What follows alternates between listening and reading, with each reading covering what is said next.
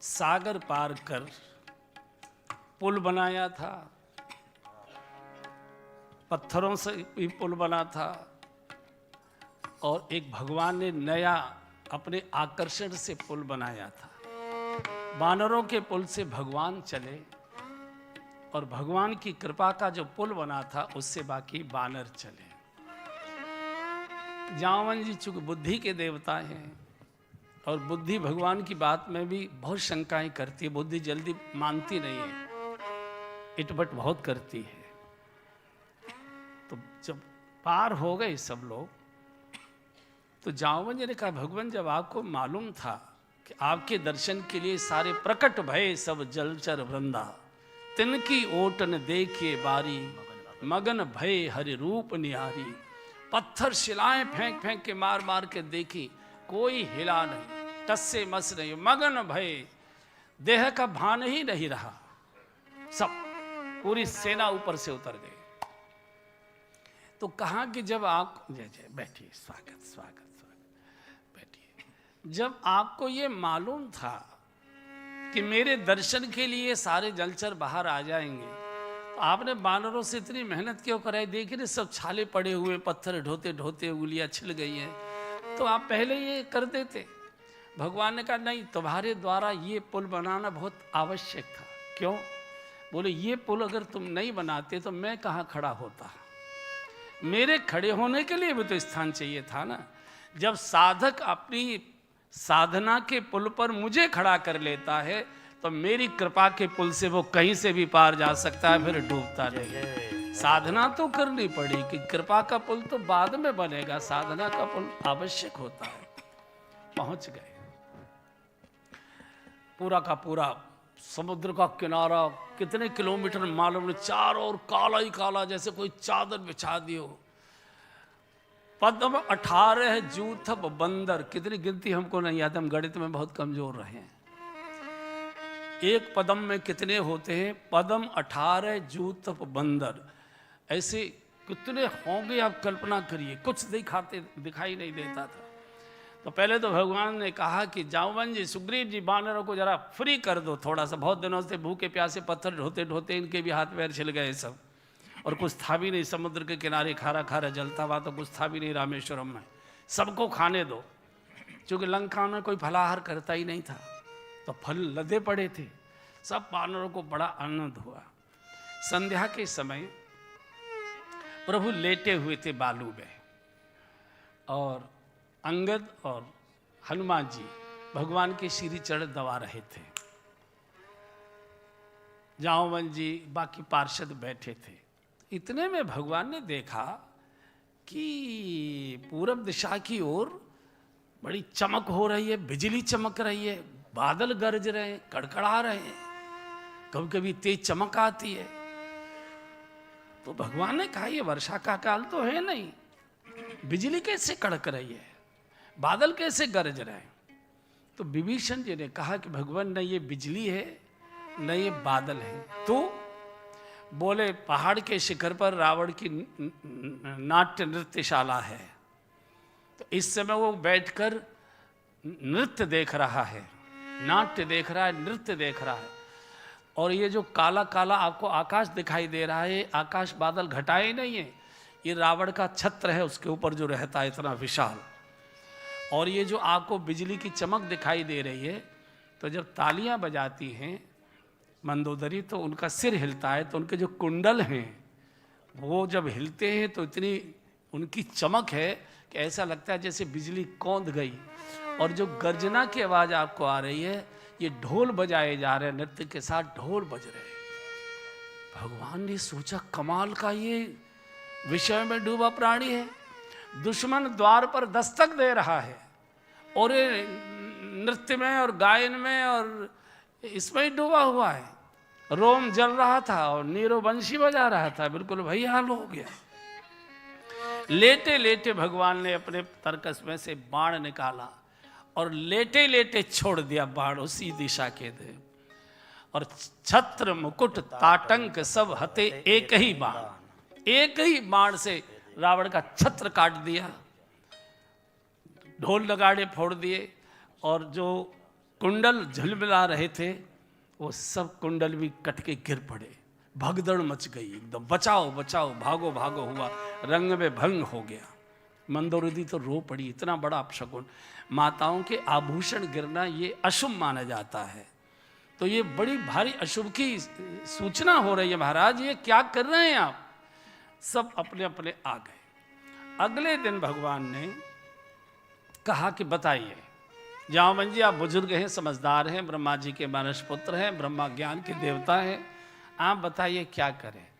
और वैसे भी नियम है, लड़ाई झगड़ा करने से पहले बड़े बूढ़े बुजुर्गों से जरूर सलाह मशवरा करना चाहिए, क्योंकि उनके अनुभव बहुत होते हैं, लंबी आयु होती है, बहुत प्रकार के अनुभवों से वो निकले होते हैं।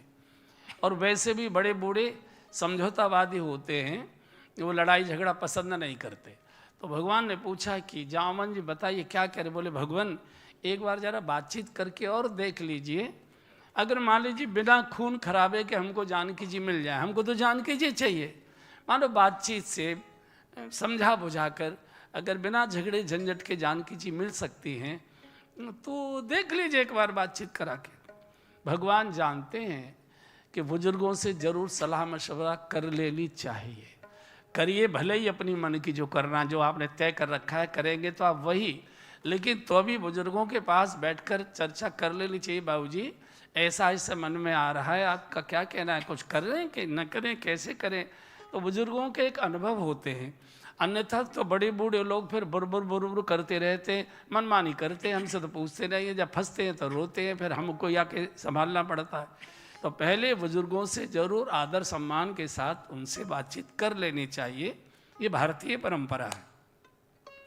तो जब कहा कि महाराज एक बार बातचीत और कर लीजिए, चूंकि बुजुर्ग लोग, बड़े बूढ़े लोग झगड़ा झंझट पसंद नहीं करते, चूंकि उनकी जिंदगी झगड़े में ही निकली हो, तो उनको मालूम है कि कितने पापड़ बेलने पड़ते हैं झगड़े में, कितनी अशांति होती है, कितना पैसे का नुकसान होता है, स्वास्थ्य बिगड़ता है। तो अंत में आके कहते भैया नवदब के काम निकाल लो, लड़ाई झगड़े का कोई फायदा नहीं, जितना पैसा कोर्ट में खर्च करोगे उतने का कुछ और अच्छा काम कर लो, कोई बात नहीं, हाथ जोड़ने में कोई अपना जाता नहीं, काहे की नाके हमारी। तो जामवंत जी ने यही कहा। और चूंकि जामवंत जी बुद्धि के देवता है, और बंधुओं पढ़े लिखे लोग झगड़े झंझट से ज़रा बचते हैं। ये जितने पढ़े लिखे लोग होते हैं ना, इनको मैं कायर तो नहीं कहूँगा, लेकिन ये झगड़े झंझट से बहुत दूर रहते हैं, ये कभी संघर्ष नहीं करते। आज तक आपने कभी किसी विश्व के इतिहास में पढ़े लिखे लोगों के द्वारा कोई संघर्ष किया देखा होगा, आपको याद नहीं आएगा। या तो नौजवान लड़ेगा, या तो मजदूर लड़ेगा, या तो किसान लड़ेगा, चाहे आज़ादी की लड़ाई हो या जो हो। पढ़े लिखे लोग सुविधा भोगी होते हैं, उनको लगता है झगड़े झंझट में सब बंगला भी जाएगा, गाड़ी भी जाएगी, सुविधा भी जाएगी, काहे का झंझट करना, अपने को क्या है। और इनको एक ही आदत रहती है, yes sir, how sir, why sir, if sir, but sir, ये जानते ही नहीं है। सर सर सर सर, आपने देखा है ना, वो बड़े बड़े नेता मैंने देखे कभी कभी आ जाते हैं और वो खड़े होकर मूर्ख हो तो सर, दिमाग खराब सर। वो अच्छा, लखनऊ वालों का तो रोज का पाला है, यहाँ तो सब जानते हैं कैसा है कैसे। सर सर वाले कोई है भी नहीं, मैंने इसलिए बोल दिया है। भगवान का ठीक है, किसको भेजे? बोले अंगद जी को भेजिए। क्यों? बोले अंगद का परिचय है रावण से। अंगद रावण को चाचा जी कहकर बोलता है, और ये बचपन में लंका में पढ़ा है, इसलिए इसका अच्छा परिचय है, इसको भेजो। भगवान ने अंगद जी को बुलाया और कहा अंगद जाओ, लंका जाओ, रावण से तुमको कुछ बातचीत करनी है। बताइए प्रभु क्या कहना है इसको? भगवान ने कहा कि काज हमार तास हित होई, रिपसन करे बतक ही सोई। हालांकि वो हमारा दुश्मन है, लेकिन ऐसी बात करना कि हमारा भी काम हो जाए और उसका भी कोई अहित न हो। काज हमार तास हित होई, रिपसन करे बतक ही सोई, ये राम की संस्कृति है। भगवान श्री राम दुश्मन का भी अहित नहीं चाहते और हम अपने भाई का भी हित नहीं सोचते। ये अंतर है, अंतर है। यहां से प्रणाम करके अंगद जी चले। प्रातःकाल का समय था, समुद्र में से कोहरा उठा हुआ था, तो बिल्कुल धुंध रहती है। समुद्र के किनारे आप देखेंगे, गए होंगे तो बड़ी भारी धुंध होती है। तो उस समय जो लंका के राक्षस थे, कुछ मछली पकड़ने आ रहे थे, कुछ अपने नाव चलाने आ रहे थे, कुछ क्रिकेट खेलने आ रहे थे, कुछ घूमने फिरने आ रहे थे। ऐसे भीड़ की भीड़ चली आ रही थी। अंगद जा रहे थे। अब अंधेरे में कोहरे में दिखाई तो दिया नहीं कौन है। उनको ऐसा लगा वही बंदर आ गया जो लंका जला कर गया था। एकदम उल्टे पैर दौड़े और जोर जोर से हल्ला करने लगे, गलियों में खिड़की दरवाजे बंद करो, लाइट ऑफ करो। वही बंदर आ गया जो लंका जला कर गया था। भयउ कोलाहल नगर मझारी, आवा कपिलंका जेहि जारी रे। भयउ कोलाहल नगर मझारी, आवा कपिलंका जेहि जारी रे। आवा कपिलंका जेहि जारी रे। आवा कपिलंका जेहि। पूरी लंका में शोर हो गया, वही बंदर आ गया जो लंका जला कर गया। ओहो हाहाकार। महिलाएं तो गालियां बकने लगी, अरे रावण तेरो सत्यानाश ही जयो। अवधों का करिए करतारा, अति सभीत सब करही विचार। आदि अवधों का करिए करतारा, अति सभीत सब करही विचार। आदि बिनु पूछे मग देई दिखाई, जेहि बिलो की सोई जाई सुखाई। आदि बिनु पूछे मग देई दिखाई, जेहि बिलो की सोई जाई। आरे भयउ कोलाहल नगर मझारी, आवा कपिलंका जेहि जारी। भयउ कोलाहल नगर मझारी, आवा कपिलंका जेहि जारी। आवा कपिलंका जेहि जारी। हाजी आवा कपिलंका जेहि। वही बंदर आ गया जो लंका जला कर। महिलाएं गाली दे रही, रावण तेरा सत्यानाश ही जइयो। अवधो काह करिए करतारा, नई निश्चर कुलकेर उबारा। एक सेवक आया था, पूरी लंका को जलाकर राख कर गया, सारी लंका को तहस नहस कर गया। स्वामी आ रहा है, ये क्या करेगा रावण तेरा। घर घर दे रावण है गारी, घर घर में महिलाएं गारी दे रही हैं।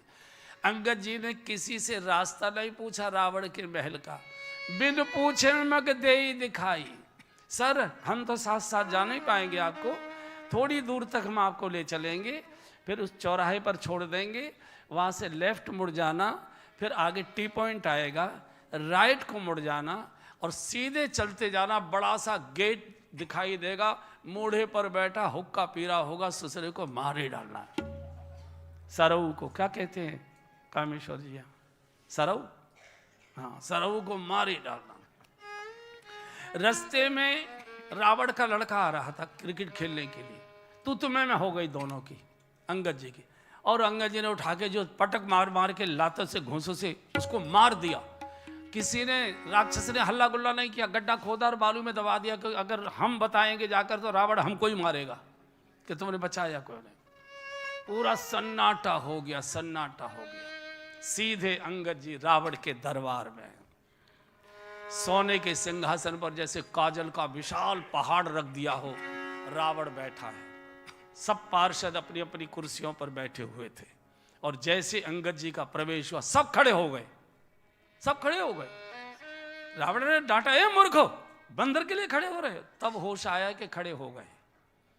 कई महापुरुष ऐसे होते हैं जिनको देखते ही अपने आप खड़े होने की इच्छा हो जाती है। जहां उत्तिष्ठ की आज्ञा दी जाती है कि अब महाराज जी आ रहे हैं, सब लोग खड़े हो जाइए, इसका मतलब है सम्मान जबरदस्ती कराया जा रहा है। जब स्वतः स्वाभाविक व्यक्ति खड़ा होता है तब समझना चाहिए हृदय में उसके प्रति सम्मान है जिसके लिए हम खड़े हुए। तो रावण ने डांटा, है मूर्खो, बंदर के लिए खड़े, तब होश आया, बैठ गए। अब अंगद जी ने कहा, रावण वैसे तो तेरा काल निश्चित है, तुझे कोई बचा नहीं सकता। मैं इसलिए आया हूं, थोड़ा तरस आ गया मुझे कि तू मेरे पिताजी का मित्र रहा है और मेरा चाचा लगता है, तो मैंने सोचा चाचा जी को एक बार समझा के देख लूं, काहे को सर्वनाश के रास्ते पर जा रहे हैं, इसलिए मैं तुमको समझा ले आया हूं। रावण है, बंदर के बच्चे, हमारा कौन रिश्तेदार है, हमारा कौन परिचित है? हमारे यहाँ तो देवता भी नौकरी करते हैं, दिक्पालन में नीर भरावा, सूर्य चंद्रमा हमारे यहाँ छिड़काव करते हैं, दिक्पाल हमारे यहाँ बुहारी लगाते हैं, देवता चाकरी करते हैं, हमारा कौन मित्र आ गया? कौन है भाई, तू कहाँ से आया, क्या नाम है तेरा? बोले, अंगद नाम बाल कर बेटा, तासों कवों भई ही भेंटा। मैं किष्किंधा के राजा बाली का बेटा हूं, अंगद मेरा नाम है। उनसे कभी भेंट ऐंट हुई होगी तुम्हारी, याद होगा कि नहीं होगा? कौन बाली? अब बाली नाम के कितने लोग रहते हैं भाई, हम किस किस को याद करें, हमको तो कोई ध्यान व्यान है नहीं। अब कोई होंगे, तू बता क्या चाहता?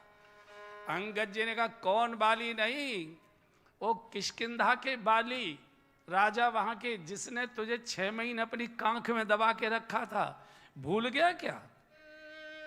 एक बार बाली और ये रावण नहा रहे थे सरोवर में, तो बच्चों में लड़ाई हो ही जाती है, तो रावण को बाली ने कांख में दबा लिया और 6 महीने तक दबाए रखा। तो भूल गया, मैं किष्किंधा के राजा बाली, जिसने तुझे 6 महीने कांख में दबा कर। ओ अच्छा, तो तुम बाली जी के बेटे हो। अब संग की शाखा हुआ है, अब जी करने लगा, अभी तक बाली बाली कर रहा था, अब शाखा हुआ है, तुम बाली जी के बेटे हो, पहले क्यों नहीं बताओ? हो मेरे बड़े मित्र रहे, हम लोगों की बड़ी मित्रता थी, दांत आती मित्रता, बहुत बहुत दिनों से भेंट नहीं हुई, चूंकि मैं भी उधर नहीं जा पाया, राजकाज का इतना बाहर रहता है, व्यस्तताएं रहती हैं, और वो भी इधर आ नहीं पाए किसी कारण से, बहुत दिनों से भेंट नहीं हुई। भैया वो कैसे हैं, तबीयत वगैरह सब ठीक है ना? देखो अब रावण की बदतमीजी देखिए। बाली वध का समाचार अंतरराष्ट्रीय समाचार बना था, भगवान ने जब बाली का वध किया था अंतरराष्ट्रीय न्यूज बनी थी, इसको रावण को मालूम है, लेकिन जानबूझकर ये भाषा बोल रहा है ताकि बाली की मृत्यु का आक्रोश अंगद के मन में राम के खिलाफ हो जाए। भैया बहुत शरीफ व्यक्ति थे, मेरी बड़ी मित्रता थी, हम लोग लगभग मिलते रहते थे, अब बहुत दिनों से भेंट नहीं हुई, क्या हाल है? अंगद जी बोले कि 4-5 दिन 10-20 दिन बाद तू ही जाके पूछ लियो क्या हाल है। वो तो ऊपर चले गए राम जी के हाथ से, बोले अरे मूर्ख, बाप की हत्यारे के साथ लगा है, मेरा साथ दे, मैं तेरे पिता की हत्या का बदला लूंगा। अंगद जी का रावण एक शब्द बोलना नहीं, एक शब्द बोलेगा यहीं पछाड़ दूंगा तुझे। तो बहुत गंदी भाषा भगवान के लिए बोलने लगे। तो किसके पीछे लगा है? अगुन अमान जानते पिता दीन बनवास। कोई भी पिता नालायक से नालायक लड़के को भी कभी अपने घर से नहीं हटाता है, उसको भी चिंता करता है, उसके अनुसार भी उसकी व्यवस्थाएं करता है। ये किसी मतलब का नहीं था, इसलिए बाप ने इसको निकाल दिया घर से। अगुन अमान जानते पिता दीन बनवास, और पत्नी के हरण के कारण से वैसे ये तो रोते रोते दुखी। किसके पीछे लगा? इतना गुस्सा आया, चूंकि अंगद जी का सिद्धांत है कि हरिहर निंदा सुनहि काना, कोई पाप गौ घात समान। हारे हरिहर निंदा सुनहि काना, कोई पाप गौ घात समान। आजी जब राम के निंदा, क्रोधवंत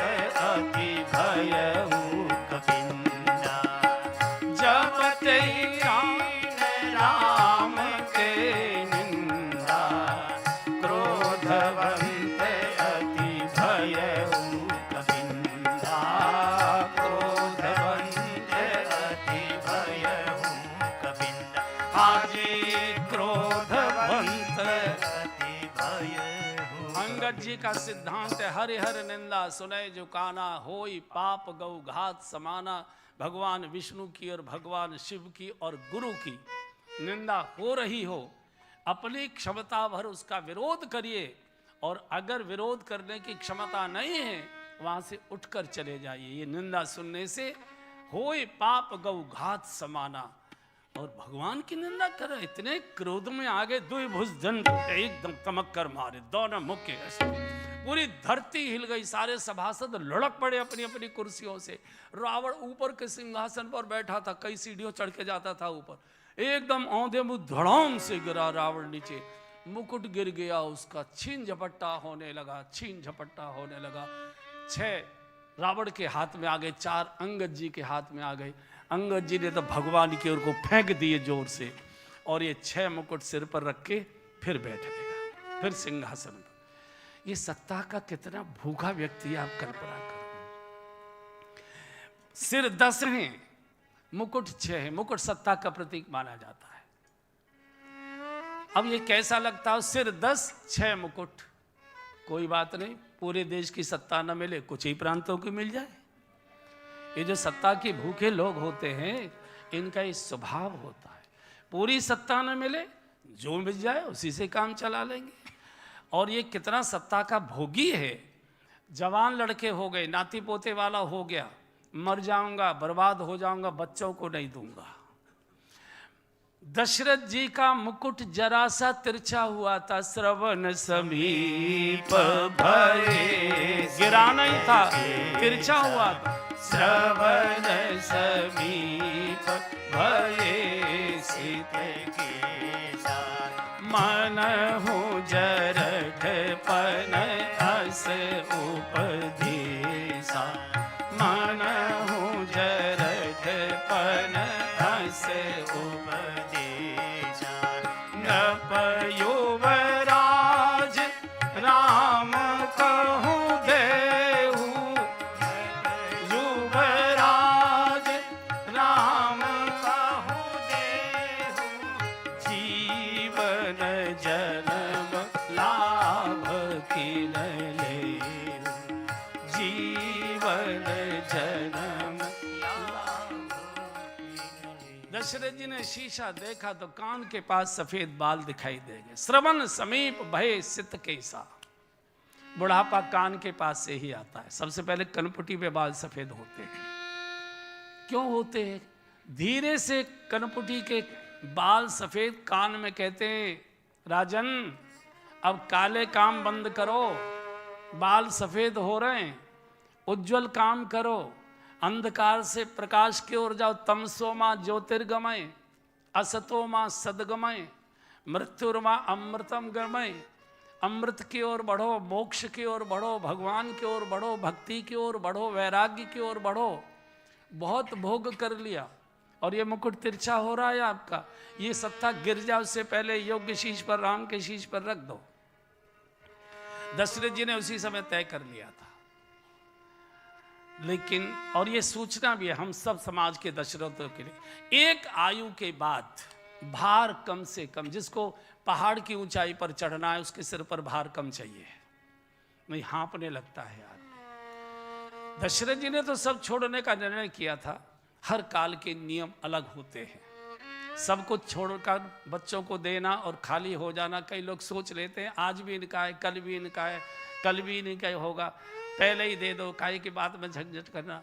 कई कथाएं सुनकर, साधुओं का प्रवचन सुनकर, ये त्याग बैराग की बातें सुनकर सब बच्चों को दे देते हैं। फिर बच्चे ऐसा मुश्किल कर देते हैं कि बुढ़ों को एक कप चाय के लिए भी तरसना पड़ता है। इसलिए युग के अनुसार कुछ न कुछ ऐसा अपने पास जरूर रखना चाहिए ताकि कोई सेवा के कार्य में, कोई समाज के परोपकार के कार्य में, कोई बहन बेटियों के लिए, कोई नाती पोतियों के लिए कुछ लेना देना पड़े तो उसके लिए हाथ न पसारना पड़े। इतना इस युग का धर्म है। लेकिन बच्चों को भार दे दीजिए, निर्णय उनको करने दीजिए। सलाहकार की भूमिका में बड़े लोग रहें, हम सलाह दें और सलाह भी बहुत प्यार से दें। अगर कोई बच्चे पूछते भी हैं बाबूजी ऐसा कर रहे हैं, बताइए आपकी क्या सलाह है, बोले सलाह देने से फायदा क्या है, करना तो तुम्हें अपने मन का ही है, ऐसा भी मत बोलिए। ऐसा भी मत बोले बेटा, अगर ऐसे ऐसे करोगे तो अच्छा हो जाएगा, बहुत मधुरता से। ये रावण है, नाती पोते वाला हो गया, 1 लाख पुत्र 1.25 लाख नाती, लेकिन सत्ता का सिंहासन नहीं छोड़ रहा है। मुकुट गिर गए फिर भी नहीं छोड़ा, सर्वनाश हो जाए भले ही मेरा, नहीं छोड़ूंगा सत्ता। और जो सत्ता से चुपके ही रहते हैं उनको अपयश बहुत भोगना पड़ता है। रावण का आज तक कोई आदर से नाम लेना पसंद नहीं करता। तो जैसे इस भगवान की निंदा की, अंगद जी ने इतनी जोर से ठुक्कर मारा, एकदम धड़ाम से गिरा, झीन झपट्टा हो, फिर बैठ गया सत्ता पर, फिर बैठ गया। रावण ने कहा तू मुझसे क्यों झगड़ा करता, तेरा स्वामी किस काम का है कौन वहां? जामवंत मंत्री अति बूढ़ा, जामद बहुत बूढ़ा है, नलनील शिल्प कर्म जाने, नलनीला ये तो दोनों इंजीनियर हैं, पढ़े लिखे लोग इंजीनियर डॉक्टर ये सब, ये झगड़ालू होते नहीं है। सुग्रीव है वो तो डर के मारा वैसे ही छुपा छुपा रहता है, उसमें तो कोई दम ही नहीं है। हाँ है कप एक महाबलशीला, एक बंदर जरूर तुम्हारे सेना में ताकतवर है। कौन है भैया वो? बोले नाम ना है मालूम बाको काम मालूम है, काम ही बताते हैं। बोले आवा प्रथम नगर जय जा रहा, पहली बार जो आया था मेरी लंका को जला गया, अशोक वाटिका को उजाड़ गया, मेरे बेटे को मार गया, नाम नहीं मालूम, उसका काम जरूर मालूम। अंगद जी ने कहा अरे वो तो हमारे यहाँ धावक है और बहुत चले सो वीर न होई, वो तो सूचना संदेश वहां के तरह तेज दौड़कर जाता है, उससे तू इतना डर गया? वो तो जब से यहाँ से लौटा है शर्म डर के मारे भगवान के सामने गया ही नहीं है कि मैं अनुशासनहीनता कराया है। तो जितने सभासद थे सब कांप गए। बोले जब धावक संदेश वहां कितना तगड़ा है तो मालिक कितना तगड़ा होगा।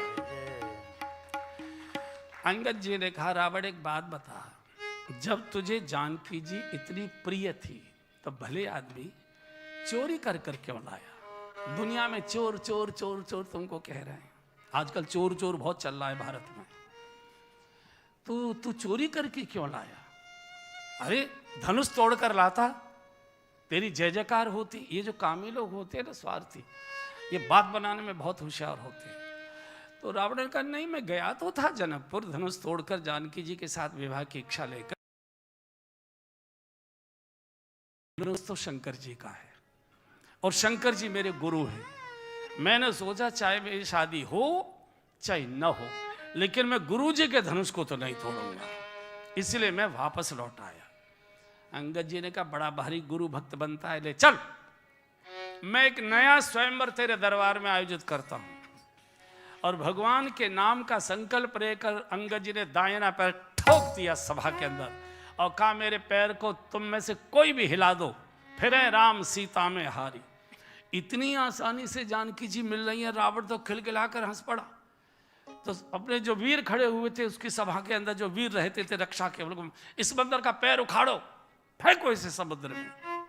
एक बार कहा, 2 बार कहा, 3 बार कहा, एक दूसरे को देखने लगे। तू पकड़ ले, बोले मेरे बच्चे छोटे हैं अभी, तू पकड़ ले, बोले पत्नी बहुत बीमार है, तू पकड़, बोले बेटी की शादी है। एक भी हिम्मत नहीं कर रहा है, क्यों? सबको डर लग रहा है जैसे ही झुकेंगे ऐसा मुक्का मारेगा कि बिठाई देगा, बिठाई देगा। बहुत जब रावण ने डांट फटकार की तो सैकड़ों एक साथ लगे, लेकिन भक्त के संकल्प को कामी हिला नहीं सकते।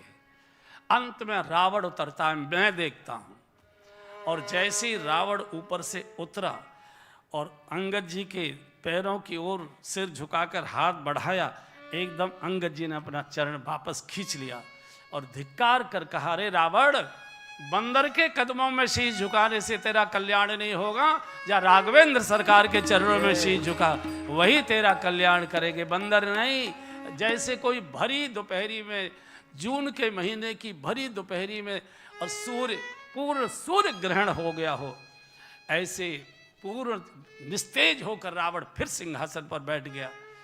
और चलते चलते अंगद जी ने कहा रावण अब समय ज्यादा नहीं है, अच्छे से योग्य सीए को बुला के और सारी संपत्ति का ठीक ठाक बंटवारा बच्चों में कर दो अन्यथा तो तेरे बाद सब आपस में लड़ लड़ के मर जाएंगे, अब तेरा सर्वनाश निश्चित है। और यहां से अंगद जी धिक्कार दे के आ गए और जाकर प्रभु को प्रणाम कर बोले, भगवान युद्ध अवश्यम भावी है। कई बार शांति स्थापना के लिए भी युद्ध करने पड़ते हैं। कई बार ऐसी स्थितियां हो जाती है राष्ट्रों में कि बिना युद्ध के शांति संभव नहीं होती। तो कई बार जैसे शरीर की रक्षा के लिए कई बार कोई शरीर का अंग काटना भी पड़ता है, शरीर को बचा के रखना है तो कई बार हाथ पैर भी काट देने पड़ते हैं, शरीर भी बचा रहना चाहिए। ऐसे ही कई बार शांति स्थापना के लिए युद्ध आवश्यक हुआ करते हैं। भगवान इसके बिना जानकी जी मिलेंगे नहीं, चूंकि जानकी जी शांति की प्रतीक है, जानकी जी भक्ति की प्रतीक है। शांति भी और भक्ति भी, भजन भी, इसके लिए भी कई बार संघर्ष करना पड़ता है, अपनों से ही करना पड़ता है, अपनों से ही करना पड़ता है। लड़का नालायक हो जाए, ज्वारी हो जाए, चंचल हो जाए, बिगड़ैल हो जाए, कैसा भी उद्दंड उच्छृंखल हो जाए चलेगा, लेकिन लड़का अगर भजनानंदी हो जाए तो माता पिता को बहुत परेशानी होती है। अरे भाई ये बुढ़ापे के काम है, अभी क्या है, अभी काम धाम देखो, ये करो वो करो। चूंकि वो जानते हैं कि अगर ये भजन में अभी से डूब गया तो नंबर 2 का काम नहीं करेगा, व्यापार का काम नहीं कर पाएगा। ये भी एक बड़ी विडंबना है। तो भगवान से कहा कि प्रभु युद्ध अवश्यम भाव्य, तय हो गया।